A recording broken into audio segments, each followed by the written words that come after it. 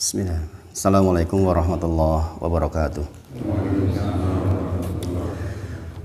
Alhamdulillahi haqqa hamdi nahmaduhu wa nasta'inuhu wa nastaghfiruh wa na'udzu billahi min syururi anfusina wa min sayyiati a'malina. May yahdihillahu fala mudilla lahu wa may yudlilhu fala hadiyalah. Asyhadu an la ilaha illallah wa asyhadu anna Muhammadan abduhu wa rasuluh. Allahumma shalli ala sayyidina Muhammad wa ala ali sayyidina Muhammad. Subhanaka la ilma lana illa ma 'allamtana innaka antal alimul hakim. Rabbi shrah li sadri wa yassir li amri wahlul 'uqdatam min lisani yafqahu qawli, amma ba'd. Enggak sepindah bahwa kita bersyukur kepada Allah atas semua nikmat yang Allah titipkan kepada kita. Kita berdoa kepada Allah mudah-mudahan setiap nikmat menjadi wasilah agar kita semakin bertakwa kepada Allah, semakin taat kepada Allah. Dan mudah-mudahan kita diberikan taufik agar semua ilmu yang disampaikan bisa kita amalkan sehingga bisa menjadi bekal pulang kita menghadap Allah Subhanahu wa taala. Sekali lagi salawat dan salam kita sampaikan kepada junjungan kita Nabi Agung Muhammad sallallahu alaihi wasallam. Mudah-mudahan lisan kita termasuk yang dimudahkan oleh Allah selalu basah dengan zikrullah. Termasuk diantaranya adalah banyak-banyak bersolawat kepada Nabi Muhammad sallallahu alaihi wasallam. Insyaallah kita melanjutkan kajian kita di Kitabul Jami. Mudah-mudahan Allah berkahi di setiap kajian yang kita laksanakan insyaallah. Kemarin terakhir sudah sampai hadis nomor berapa? Hadis nomor sekawan nggih. Hadis nomor 4 tentang apa? Tentang berbisik-bisik, tentang tata cara ngobrol nggih. Sedikit diulang nggih.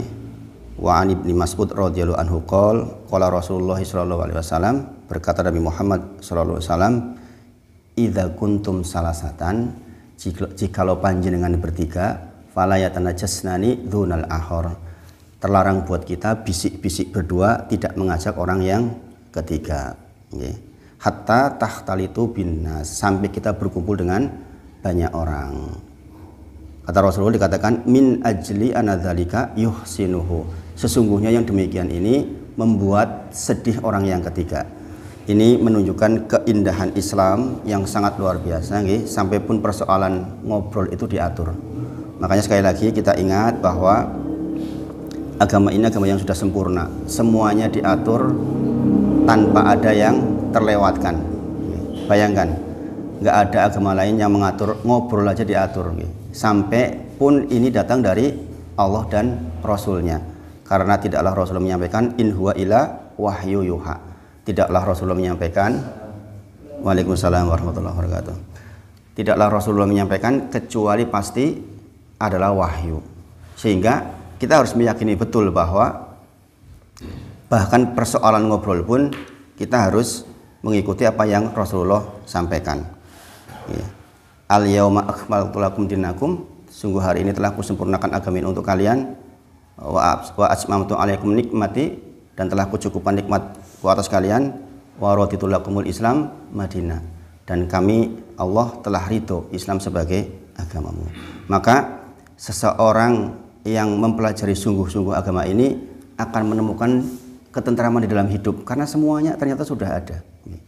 Semuanya sudah ada. Kemarin kita juga membahas 6 adab di dalam ngobrol. Masih ingat buatan? Yang pertama apa? Pastikan lawan bicara kita tahu, kita lebih banyak mendengar daripada berbicara. Jadi cukup dikatakan su'ul adab, adab yang buruk, ketika kita ngobrol kok kita saja yang ngomong. Kalau saya ceramah beda, ini cerita ngobrol maksudnya.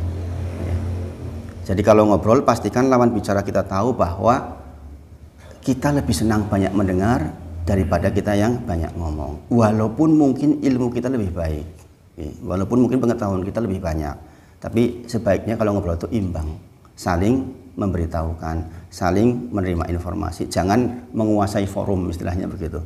Kalau yang terlalu banyak ngomong itu di dalam Islam itu su'ul adab, adab yang buruk. Kemudian yang kedua apa? Yang kedua itu kemarin adabnya nggih menika, jangan sampai di antara perangimu atau akhlakmu, yaitu kita memulai pembicaraan kemudian diputus di tengah-tengah, membuat orang lain penasaran. Itu su'ul adab dalam agama kita.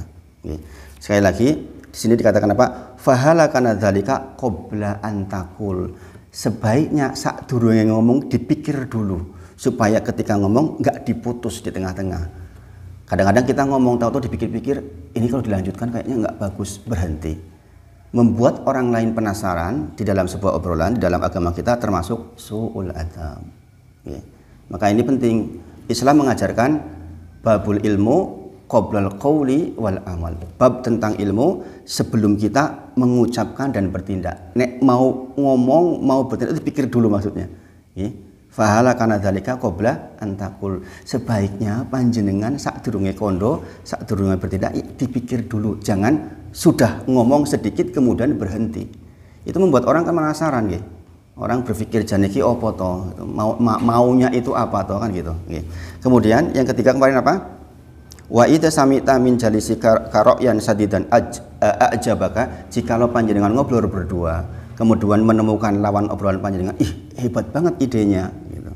Kita menemukan ide yang bagus dari yang bersangkutan bahwa kalimatnya bagus, ide-idenya bagus. Kemudian jangan kita pindah ke majelis lain ngobrol dengan orang lain seolah-olah itu pendapat kita. Kalau dalam bahasa hukum hak cipta, sebaiknya kita kalau ngomong itu menyampaikan sesuai dengan sumbernya. Oh tadi si fulan kondo begini-begini. Jangan sampai orang berpikir hebat banget kamu, padahal bukan pendapat kita, bukan milik kita. Itu sudah dikatakan su'ul adab. Dan ini adalah sifat orang-orang Yahudi. Orang Yahudi disifati Rasulullah yuhibbuna an yuhmadu bima lam yaf'al. Mereka adalah orang-orang yang suka dipuji dengan sesuatu yang bukan miliknya, bukan perbuatannya, dipuji dengan sesuatu yang bukan pekerjaannya, seakan-akan itu idenya. Maka sebaiknya kita katakan, saya dapat ide ini dari si fulan, tadi saya ngobrol di sana. Karena kalau kita tidak lakukan itu, kita sudah dikatakan su'ul adab, kita punya adab yang buruk. Kemudian yang keempat, jangan campur adukan antara serius dengan yang candaan. Ini Masya Allah, Masya Allah agama ini mengatur sedemikian rupa. Jangan kau campur adukan jidda bil hasil, antara yang serius dengan yang bercanda. Walal hasil bil jidi, demikian juga yang bercanda dengan yang serius. Kalau kita lakukan itu, maka nanti yang serius dianggap candaan, itu bahayanya. Saya sampaikan kemarin ada orang terkena lilitan ular di depan teman-temannya loh, ya kan, saya lihat di YouTube itu. Dibiarkan sama teman-temannya, dikira bercanda, padahal itu beneran kena gigit ular itu. Akhirnya sampai meninggal. Karena orang ini biasa bercanda. Kebiasaannya bercanda, mencampur adukan antara yang bercanda dengan yang serius, mengakibatkan ketika benar-benar serius nggak diperhatikan karena dikira candaan. Jadi nilai sebuah perkataan seseorang itu akan ditarik ke belakang. Ini kebiasaan orang bagaimana? Ini biasanya mau dolanan kok. Biasanya orang serius kok. Maka ketika terjadi serius betulan, terjadi kecelakaan. Na'udzubillah min dzalik. Kemudian yang kelima apa? Qalatilil hukuma minal akhlaqi sayyi'ah. Orang-orang bijaksana mengatakan di antara bentuk akhlak yang buruk adalah mughalabatul rajuli fi kalamihi, adalah mengalahkan pembicaraan orang lain. Seolah-olah kita lebih unggul dari dia. Dan wal i'tiradu, memutus pembicaraan orang lain. Ada orang lain ngomong diputus, itu adalah su'ul adab, adalah adab yang buruk. Yang terakhir yang sangat menakjubkan kisahnya Qala Atha bin Abi Rabah rahimahullah taala. Kita tahu nggih, Atha bin Abi Rabah itu tabi'in.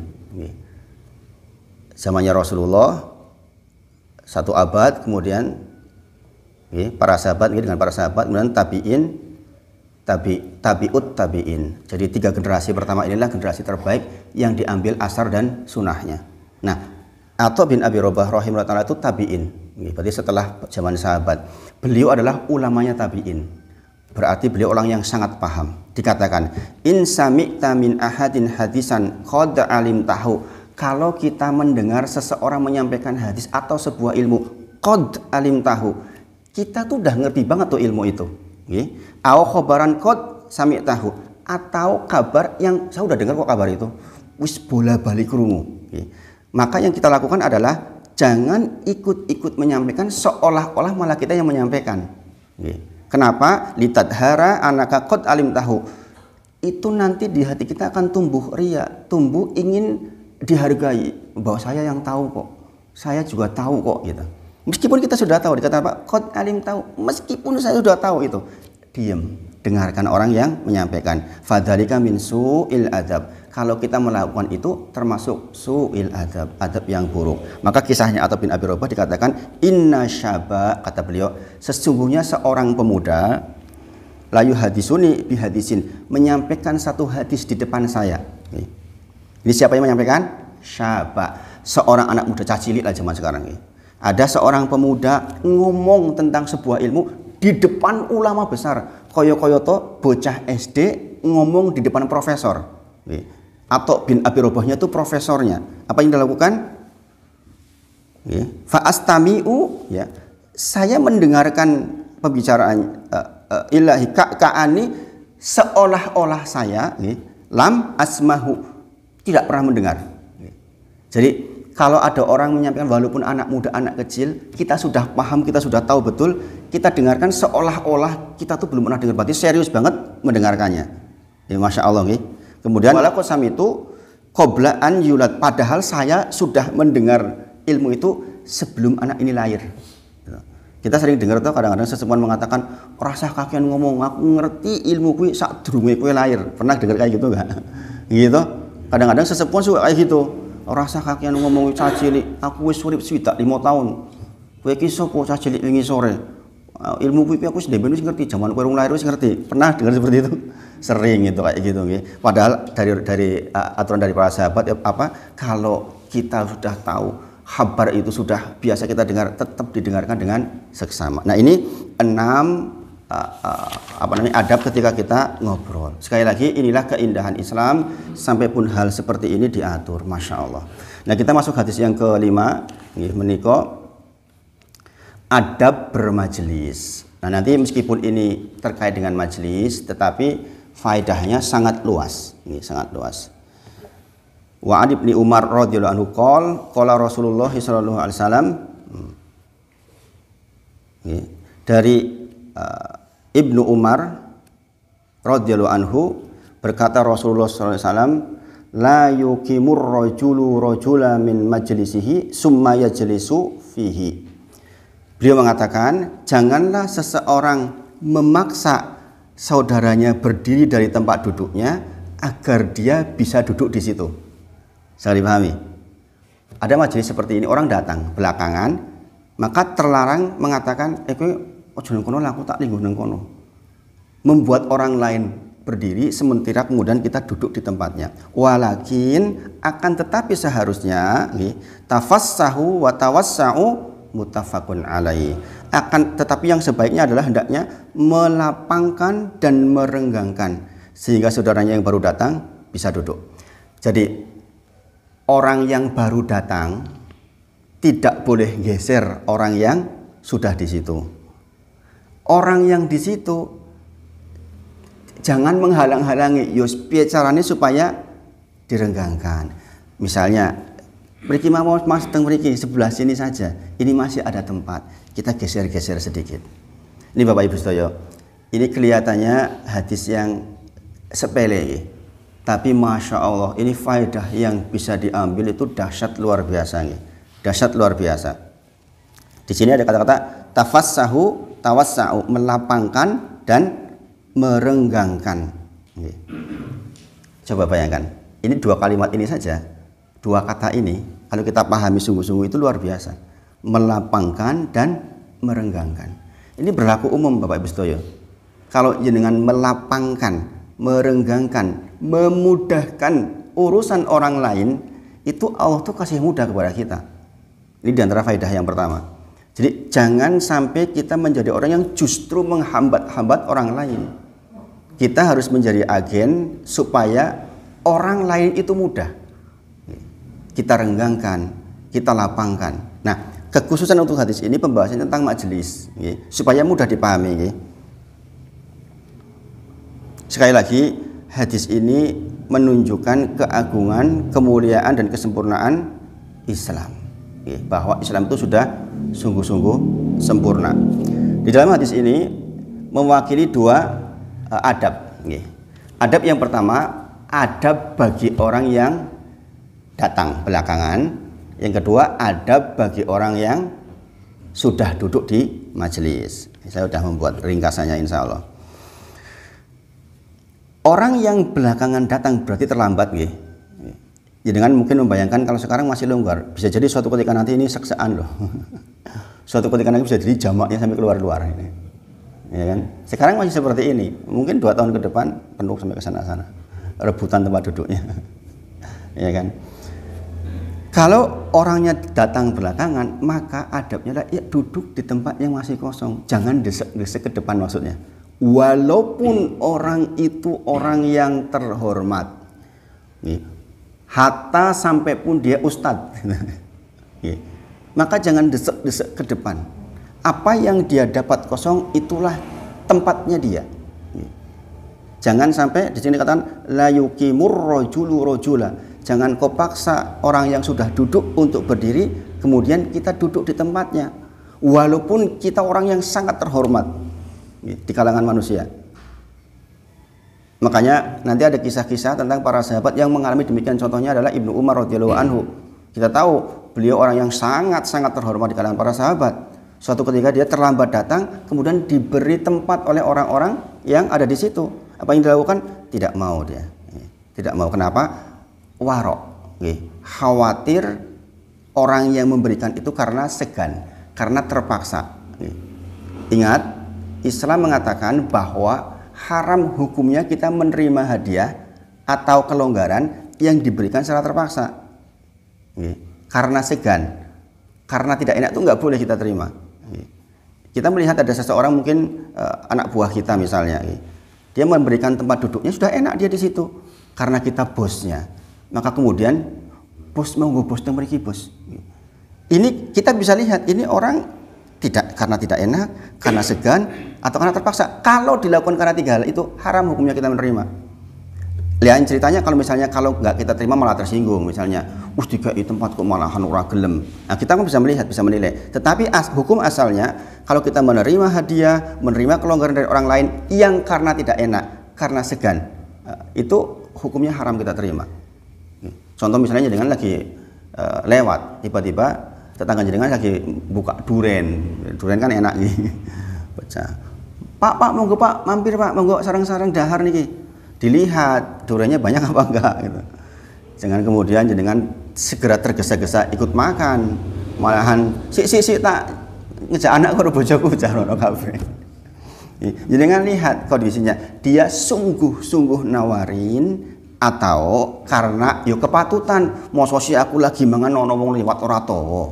Janjane tawane mung tawa basa-basi. Kalau karena basa-basi haram hukumnya kita menerimanya. Bayangkan Bapak Ibu sedaya. Islam itu sejauh itu ngaturnya. Masya Allah. Masya Allah. Sedemikian dahsyatnya Islam mengatur. Kita kemarin di kitab Usul Salasah sudah belajar tentang hubungan kita dengan Allah. Bagaimana kita bersikap dengan Allah. Bagaimana seorang hamba kepada Robnya. Sekarang kita belajar bagaimana manusia dengan manusia. Bayangkan. Makanya sekali lagi, menggapai sorga selalu dengan 2 tangga. Yaitu tangga hubungan kita dengan Allah dan tangga hubungan kita dengan manusia. Yang bisa masuk sorga itu tidak cukup orang yang hanya kepada Allah saja ibadahnya, tapi juga memenuhi hak-hak sesama manusia. Di antaranya adalah ini. Wis ngerti yen basa-basi malahan dipangan kabeh. Jadi masalah kan. Batine wonge wah jan dokoh jebule. Gitu. Jadi masalah gitu. Nah, ini diatur dalam Islam. Ya, Masya Allah. Kemudian rela dimanapun tempat yang masih kosong karena konsekuensi atas terlambat. Nek pengen entuk nengarep sing pena, yo aja terlambat. Kan gitu. Dan ini kan berlaku umum. Jangan orang lagi majelis Jumatan dia tekone mburu dhewe julang mari ngarep. Nah niku kan jadi masalah. Itu terlarang di dalam agama kita. Makanya orang-orang yang datang duluan juga kalau bisa merapatkan ke depan. Ini kelihatannya sederhana, tapi adab, Masya Allah. Jadi nggak perlu sampai takbir masjid mengatakan monggo para jamaah diisi dulu yang bagian depan dirapatkan biar yang belakang mudah. Karena sudah tahu hadis ini noto dewe. Karena memang adabnya begitu. Kita tidak merepotkan pihak lain. Itu agama kita mengajarkan sedemikian rupa. Kemudian Islam secara umum melarang atau memaksakan diri untuk tempat yang diinginkan. Dan ini berlaku umum Bapak Ibu sedaya. Jenengan jangan sampai orang misalnya daftar PNS, jatahnya 10, sudah ada diterima 10. Jenengan makso dengan tak bayar, tak bayar panitianya. Itu yang nomor 10 itu berapa sih bayarnya? Tak bayar 500 juta, udah marus riswah, nyogok, tambah mengambil tempat orang lain. Nek pengin ketompo yo pinter sinau sing tenanan. Sing bener, ojo jiku memaksakan apa yang bukan menjadi haknya. Demikian juga di dalam majelis, jangan sampai kita memaksakan apa yang menjadi keinginan kita. Wong wis penak nang lingguh nang kono, jebule malah dhewe malah desek-desek dan disuruh pergi orangnya. Naudzubillah. Dan biasanya seperti ini dilakukan oleh orang-orang yang dalam tanda kutip terhormat. Makanya bahaya sekali kan, menjadi orang terhormat itu bahaya, nggak mudah. Kemarin kita sudah belajar laula mihanudunya wa masoibuha. Jikalau bukan karena penyakit atau ujian-ujian hidup di dunia ini, kita akan terkena penyakit 4 hal. Ini terjadi sekarang, Irjen kan sekarang bunuh orang, jabatan tinggi, ya kan, uang banyak, berkuasa, bener kan? Yang disebut Rasulullah terkena 4 hal penyakit. Makanya khawatirlah kalau orang nggak pernah dikasih ujian, jarang sakit, itu juga harus mikir. Jangan-jangan kita nanti terkena penyakit ujub, penyakit sombong, wal farhanah, berbuat zalim kepada orang lain. Kemudian qaswatul qalbi, hatinya keras.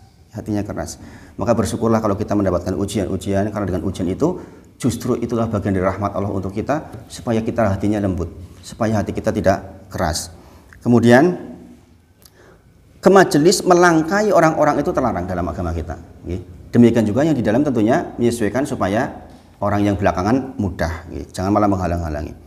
Kadang-kadang ada orang yang ogah dicerai, itu juga keliru. Kemudian ketika seseorang melakukan itu, melangkah-langkah itu sesungguhnya menunjukkan angkuh dan egoisnya dia. Dan angkuh serta egois dalam Islam itu terlarang. Itu adalah adab yang sangat buruk. Sekali lagi, jika ingin tempat yang duduk yang lebih baik, maka kita datang lebih awal. Ini berlaku untuk seluruh orang. Mungkin sebagian berpikir ini hanya berlaku untuk rakyat jelata wong cilik. Ketahuilah hadis ini hitobnya, tujuan pembicaraannya adalah untuk seluruh manusia. Meskipun dia pejabat, meskipun dia konglomerat, atau orang yang sangat terpandang. Siapapun kita terkena hitob hadis ini. Jadi tidak boleh kita menggeser kedudukan orang, tempat orang untuk kita tempati. Jikalau Bapak Ibu sedaya, kok kita tidak menerima adab ini, merasa karena kita itu berkuasa, ketahuilah Rasulullah menyuruh kita untuk periksalah hati kita. Jangan-jangan hati kita sedang berkecamuk keangkuhan. Jadi kalau kita sampai merasa pantas untuk mencari tempat duduk terbaik yang dimiliki oleh orang lain, jangan-jangan kita adalah orang yang sedang berkecamuk di dalam hati keangkuhan. Dan keangkuhan itu kebinasaan yang tinggal tunggu waktu. Penyakit yang 4 itu kalau menghinggapi kita, sesungguhnya kebinasaan kita tinggal tunggu waktu. Na'udzubillah, subhanallah min dzalik. Sekarang adab bagi yang sudah hadir. Tadi adab yang bagi yang baru hadir. Adab bagi yang sudah di situ. Menika di dalam surah Al-Mujadalah ayat ke-11. Allah Subhanahu wa taala langsung yang mengatur, bayangin. Bagi orang yang sudah hadir di situ, Allah turunkan ayat terkait dengan hal itu, Masya Allah. Jadi jangan anggap persoalan ini persoalan ringan. Persoalan melapangkan itu jangan dianggap persoalan yang ringan. Intinya bagi orang yang sudah datang itu melapangkan tempat agar orang yang baru datang tidak kesulitan mencari tempat duduk, atau merasa canggung di tengah majelis. Kadang-kadang nek wong ora peduli kan, orang canggung mau berdiri, gimana? Mau cari tempat duduk itu rasanya kepiye, ora penak gitu. Kalau orang ngasih normal kan begitu. Allah berfirman, a'udzubillahi minasyaitonirrajim, ya ayyuhalladzina amanu, wahai orang-orang ingkang beriman, idza qila lakum, jikalau dikatakan, disampaikan, diseru kepada panjenengan, tafassahu, renggangkanlah, longgarkanlah, fil majalisi, di dalam sebuah majelis, maka fafsahu yafsahillahu lakum, maka renggangkanlah. Dengan engkau merenggangkan itu, Allah Subhanahu wa taala akan kasih kelonggaran untuk kita. Masya Allah. Ini berlaku kaidah al-jaza min jinsil amal. Orang mendapatkan sebagaimana amal yang dia lakukan. Dalam hal ini apa? Dia fafsahu melonggarkan, maka yafsahilahu lakum. Karena kita melonggarkan, karena kita memudahkan urusan orang lain, maka Allah berjanji kepada kita, kita akan dilonggarkan, direnggangkan, dimudahkan urusannya. Masya Allah. Ini kelihatannya ringan Bapak Ibu Sedoyo. Ini kalau jenengan lakukan, Allah sendiri langsung yang menjanjikan kepada kita, kita akan dilonggarkan, kita akan dimudahkan oleh Allah. Dahsyat nggak itu? Dahsyat banget. Kita tuh longgarin cuma seberapa sih? Kalau Allah yang longgarkan ke kita, Masya Allah. Dan ini ditafsir oleh para ulama. Maksud kata yafsahillahu lakum, maksud Allah akan melonggarkanmu itu berlaku umum, bukan hanya persoalan majelis. Sing sinten kemawon melonggarkan di dalam sebuah majelis, melonggarkan di dalam sebuah urusan kepada makhluknya Allah yang lain, maka Allah akan melonggarkan dia secara umum urusannya. Sampai dikatakan di sini dikatakan apa?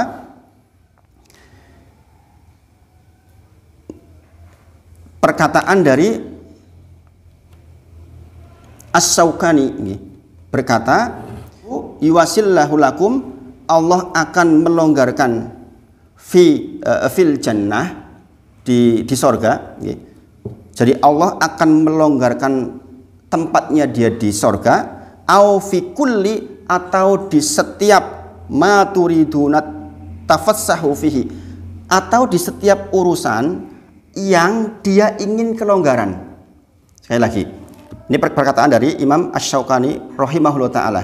Beliau mengatakan maksud dari yafsahillahu lakum, Allah akan longgarkan, maksudnya Allah akan longgarkan tempat kita di surga, yang tentunya kita sangat ingin itu. Kemudian atau di semua urusan yang dia ingin kelonggaran. Setiap urusan kita ingin longgar. Gini apa? Di sini dikatakan apa? Minal makani, baik kelonggaran terkait dengan tempat, wa rizki, termasuk kelonggaran rizki, wa ghairihima, atau di semua urusan-urusan yang menjadi urusannya dia. Masya Allah, minal makani, kelonggaran terkait dengan tempat, wa rizki, terkait dengan rizki, wa ghairihima, dan semua urusan yang dia berharap mendapatkan kelonggaran.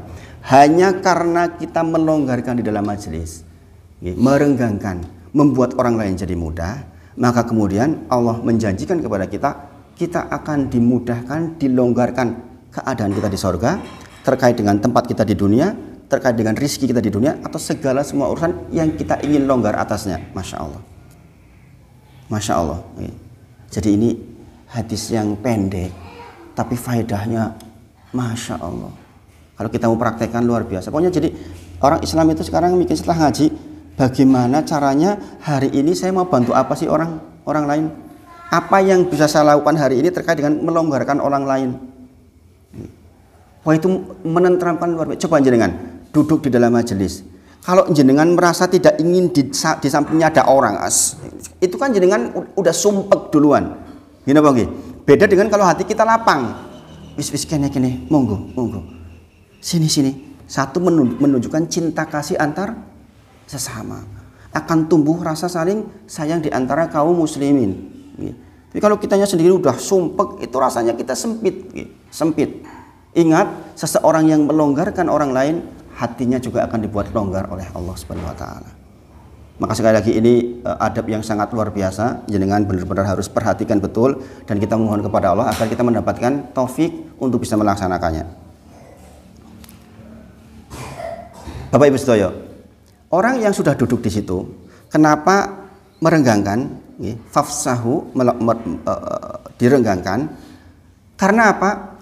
Karena kaum muslimin itu, cara berpikirnya adalah bagaimana saudara muslimnya mendapatkan, menyukai sesuatu yang dia juga suka. Paham maksudnya Bapak Ibu Sedoyo? Kita suka kalau duduk tentrem, maka sebagaimana kita suka duduk tentrem, kita ingin, dikatakan kalimatnya apa? kita ingin orang lain tentrem penak sebagaimana kita. Paham maksudnya? Tidak dikatakan beriman seseorang sampai dia mencintai saudaranya sebagaimana dia mencintai dirinya sendiri. Makanya ketika urusan melonggarkan pun demikian. Sebagaimana kita ingin longgar, ingin nyaman, kita juga ingin sekali saudara kita juga tentram dan nyaman. Masya Allah. Coba Bapak Ibu Sedoyo, kalau kita install tuh yang seperti ini, Masya Allah, Islam itu indahnya luar biasa. Orang gontok-gontokan, gimana gontok-gontokan? Belum lagi kita sudah belajar kemarin husnul khuluq. Orang Islam nggak akan bertengkar insya Allah kalau paham ilmu. Gimana mau bertengkar? Disuruh apa? Tolikotul wajhi, disuruh berseri, senyum, tidak merendahkan, tidak meremehkan. Masya Allah kan, nggak akan terjadi hal-hal yang tidak diinginkan. Sekali lagi ayat tadi, ya ayyuhalladzina amanu idza qila lakum tafassahu fil majalisi fafsahu yafsahilahu lakum adalah konsep di mana al jaza pahala itu sesuai dengan amal yang dia lakukan. Sekali lagi, dia tidak ingin menyakiti hati saudaranya yang kemudian dia persulit dengan urusannya. Sekali lagi, ini juga menunjukkan indahnya Islam dan sempurnanya Islam. Saya sampaikan kemarin, al-yauma akmaltu lakum dinakum, itu ayat Al-Maidah ayat 3 yang orang lain, agama lain mengatakan jikalau ayat itu turun ke kami jadikan hari turunnya sebagai hari perayaan terus-menerus. Kapan itu?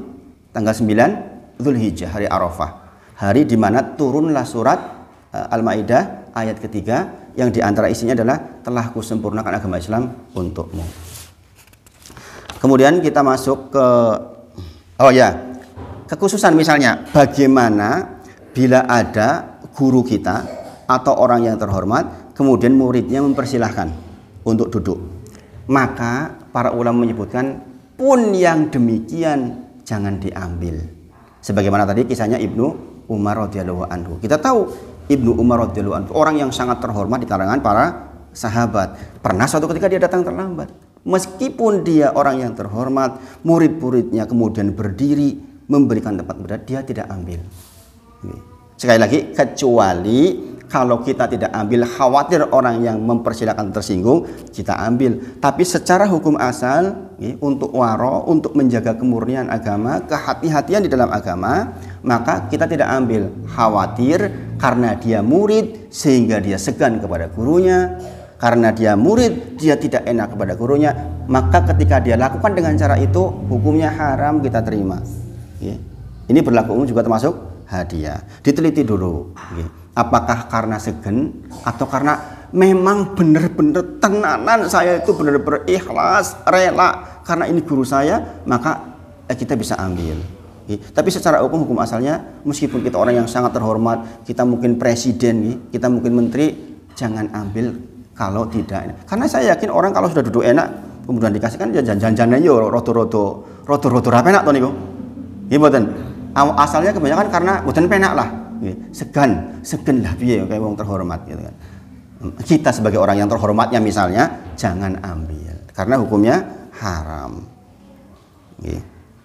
Sekali kecuali justru dengan kita menerima justru dados seneng, itu kita ambil. Menyenangkan hatinya. Nah, itu hadis yang kelima dari Kitabul Jami. Sekarang masuk ke hadis ke-6 insyaallah. Hadis ke-6 ini terkait dengan ini juga terlihat sepele tapi Masya Allah Bapak Ibu Sedoyo. Masya Allah. Ini hadis ini kelihatan kalau orang yang nggak paham sepele banget. Hadis ke-6 itu tentang adab makan. Ini Pak Tono penjual makanan ini harus paham banget ini. Wa Ibni Abbas radhiyallahu anhuma berkata, qala Rasulullah sallallahu alaihi wasallam, berkata Nabi Muhammad sallallahu alaihi wasallam, idza akala ahadukum ta'aman, jikalau di antara panjenengan sedang makan suatu makanan, fala yamsah yadahu, jangan kok basuh bersihi tanganmu, yadahu, jari-jarimu. Sekali lagi, idza akala ahadukum ta'aman, jikalau panjenengan dahar nasi misalnya, fala yamsah yadahu, jangan kau basuh dengan apapun itu tangan kita, hatta sampai yal'aqoha au yal'ikoha, sampai kau jilati atau kau jilatkan ke orang lain. Nanti saya terangkan maksudnya. Ini terkait dengan adab makan. Adab makan. Bayangkan Bapak Ibu sedaya, ini hadis turun kapan? 1400 tahun yang lalu. Dulu tuh nggak ada lantai begini loh Pak, nggak ada karpet begini. Kalau ada makanan jatuh berarti kemana jatuhnya? Pasir ke lantai. Nanti ada aturan harus diambil tuh makanan. Nah Bapak Ibu sedaya, di antara faedahnya yang pertama, berusaha menghabiskan makanan sampai yang terakhir. Itu adab makan kaum muslimin. Kita terlarang menyisakan makanan walau sedikit. Kenapa? Kalau tersisa maka dia akan bercampur dengan kotoran, dibuang. Ketahuilah Bapak Ibu sedaya, saya terlalu sering mendengar kisah dan cerita dari beberapa teman yang dia sudah pergi ke tempat-tempat perang. Doa anak-anaknya itu, ya Allah, saya itu pengen sesuap makan.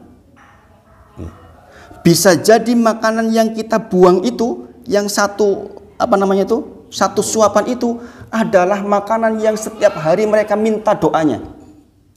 Mereka nggak minta macam-macam, minta ada makanan. Jadi kan pernah nggak lihat video anak kecil berdua ngambilin remah-remah roti di pinggir tempat perang itu, diambilin satu-satu itu. Saya sampai nangis ngeliat itu tuh.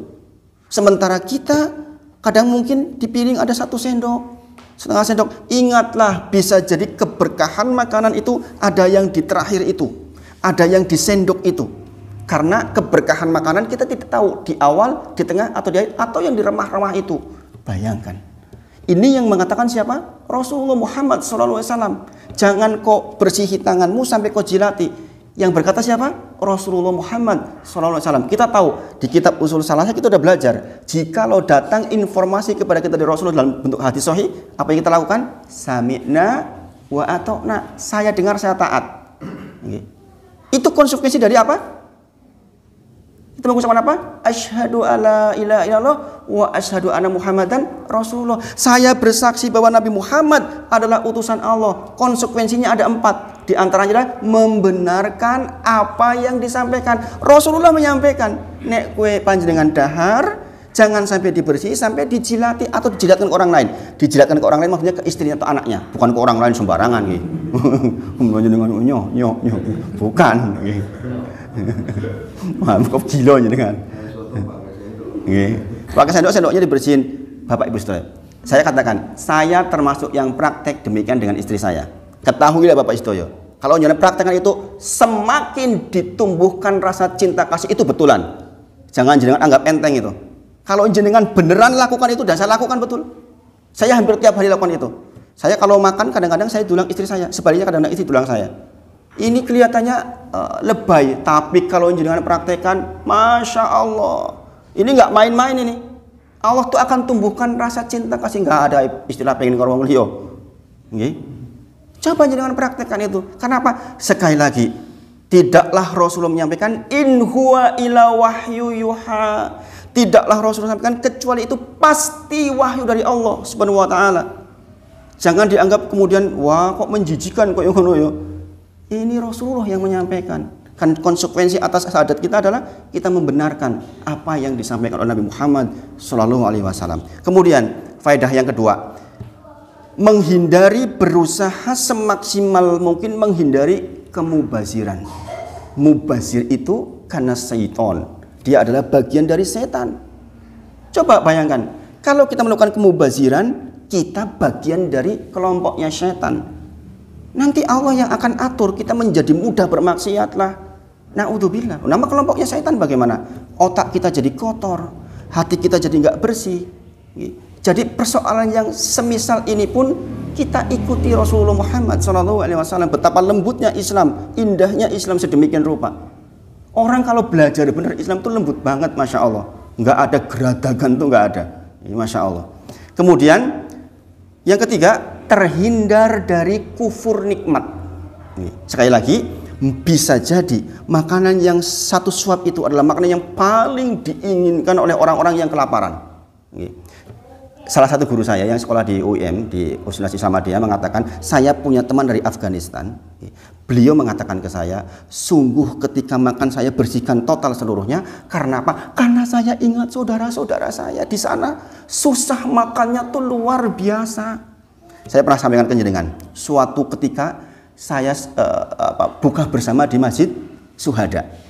Hari itu banyak makanan tuh di Syuhada, banyak banget makanan, donaturnya banyak banget. Sampai-sampai saya bawa mobil itu waktu itu, karena hari terakhirnya puasa, hari terakhir tanggal 30. Saya dibawa makanan itu di mobil itu penuh, saking turah-turahnya bingung oleh bagi. Ketahuilah Bapak Ibu Sedoyo, pada hari itu ternyata ada orang 300 meter dari masjid, sebelah utara masjid itu ada tempat yang apa namanya itu, yang untuk ban-ban itu, di sampingnya apa namanya itu, itu, okay. Karena ada yang 4 ban-ban itu, di belakang ban-ban itu ada pohon itu, ada pohon yang ke sungai itu, dia gantung diri di situ. Tulisannya apa? Karena saya nggak bisa makan dan saya mau pulang kampung nggak punya uang. Bayangkan, hanya 300 meter dari tempat yang sangat banyak makanan. Bisa nggak ketahuan? Ini kisah nyata ini. Bayangin. Artinya apa? Kita tuh harus peka. Kita harus peka.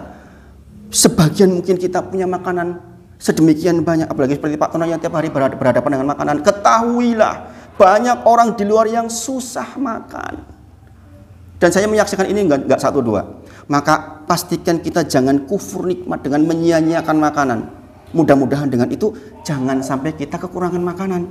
Karena apa? Seseorang yang bersyukur, maka hukumnya Allah mewajibkan kepada dirinya untuk menambah nikmatnya. Barang siapa yang kufur, maka Allah akan ambil nikmatnya.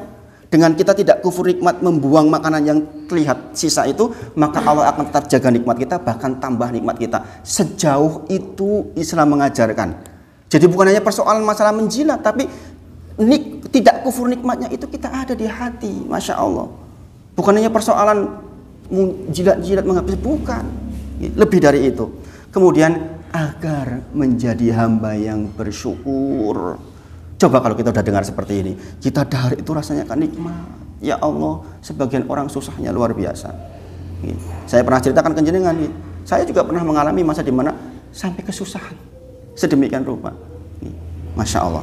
Kemudian dari hadis ini kita juga tahu, kalau kita datang ke jamuan makan, ambil secukupnya kebutuhan kita. Pahami Bapak Ibu? Karena ada orang-orang yang merasa malu kalau habis. Nek entek malah malu dikira dokoh. Ya kan? Kalau sisa malah bangga, aku rapatyo dokoh. Itu tuh keliru itu. Saya sering melihat di jamuan makan tuh banyak sisa makanan tuh. Karena dia ngambil banyak. Di luar keperluannya, celimit, doko. La ilaha illallah. Bisa jadi makanan itu makanan yang sangat berat. Makanya sekali lagi, kita sudah belajar ya kemarin. Di antara syarrut to'am, makanan terburuk, apa makanan terburuk? Makanan walimah yang hanya mengundang orang-orang kaya. Makanya kalau jenengan walimah besok, pastikan ada kelompok orang miskin yang diundang oleh jenengan, kasih makan. Supaya Pak tidak syarrutom. Rasulullah yang menyampaikan syarrutoam ta'amu walimah.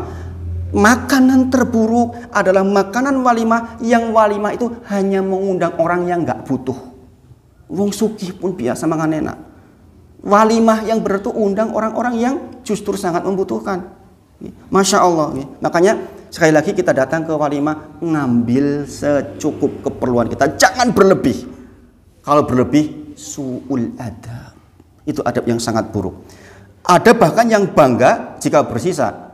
Nek si bersisa berarti aku wong sugih biasa mangan obat. Nah, itu lebih bahaya lagi. Bahaya lagi. Kemudian agar jangan ada yang terbuang sia-sia, di antara faedahnya. Makanan sisa di jari dan alat makan dibersihkan sebersih mungkin. Kemudian kaedah, jikalau makanan kita jatuh, Rasulullah menyampaikan idza waqa'at, jikalau makanan kita jatuh, luqmatu ahadukum, sebagian makanan kita jatuh, falyakhudha, maka ambillah. Kemudian falyumit, bersihkan, maka nabiha min adzan, kemudian falyakulha. Kemudian diambil, dibersihkan dari kotoran, makanlah. Wala yada'ha lisyaiton, jangan tinggalkan bagian makanan untuk setan. Berarti kalau ada makanan yang tersisa nggak kita makan, itu sama juga kita memberi makanan kepada setan. Itu Rasulullah yang menyampaikan. Ini Rasulullah yang menyampaikan. Wala yamsah yadahu bil mindili, jangan kau bersihkan jari-jarimu bil mindili dengan sapu tangan, hatta ya'laqa asabi'ahu, sampai kita menjilatinya, membersihkannya. Fa innahu, sesungguhnya layadri, kita nggak tahu fi ayyi ta'amihil barokah, di bagian mana makanan itu yang barokah. Oke, jadi ingat, hadis ini turun kapan? 1400 tahun yang lalu. Kalau makanan jatuh mungkin ke pasir, lebih kotor. Sekarang cuma di lantai. Ambil, bersihkan kalau kotor, didahar. Oke. Berarti supaya sampai nggak terjadi seperti itu, yang jiku rasa kokean, secukupnya, masya Allah. Nah, ini yang disampaikan untuk terkait dengan hadis ke-6. Berarti ini terkait dengan apa? Syukur nikmat. Ini adalah bentuk syukur nikmat terhadap nikmat makanan yang Allah berikan kepada kita. Dan Allah tuh sangat cinta orang yang jikalau dia makan bersyukur, jikalau dia minum bersyukur. Kita sudah bahas dulu ya. Idza akala, jikalau dia makan, dia bersyukur dengan mengucapkan alhamdulillah. Makanya para sahabat sampai ambil air, bismillah, satu teguk alhamdulillah, bismillah, satu teguk alhamdulillah. Satu gelas bisa 10 bismillah dan 10 alhamdulillah. Saking bersyukurnya dengan makanan, saking bersyukurnya dengan minuman. Ini loh yang namanya orang Islam. Masya Allah. Ingat, nikmat makanan yang terasa mudah untuk kita, bisa jadi itu sangat sulit diperoleh oleh orang lain. Ini garis tebal ini. Bisa jadi kita makan dengan makanan yang mudah kita peroleh. Ingatlah, ada kelompok orang yang sangat-sangat sulit mendapatkan makanan. Satu suapan yang kita sia-siakan bisa jadi menjadi suapan yang paling diharapkan oleh orang-orang yang kesulitan. Nah, itu yang disampaikan pagi ini, insya Allah terkait dengan hadis ke-6. Mudah-mudahan kita bisa mengamalkan dalam kehidupan kita sehari-hari. Saya kira itu yang disampaikan pagi ini, mudah-mudahan bermanfaat. Kita tutup dengan kafaratul majelis. Sudah sholat suruh jam berapa, Pak? Sebentar lagi ya. Kita akhiri dengan kafaratul majelis. Subhanakallahumma wa bihamdika asyhadu alla ilaha illa anta astaghfiruka wa atubu ilaik. Wa akhiru da'wana alhamdulillahirabbil alamin. Assalamualaikum warahmatullahi wabarakatuh.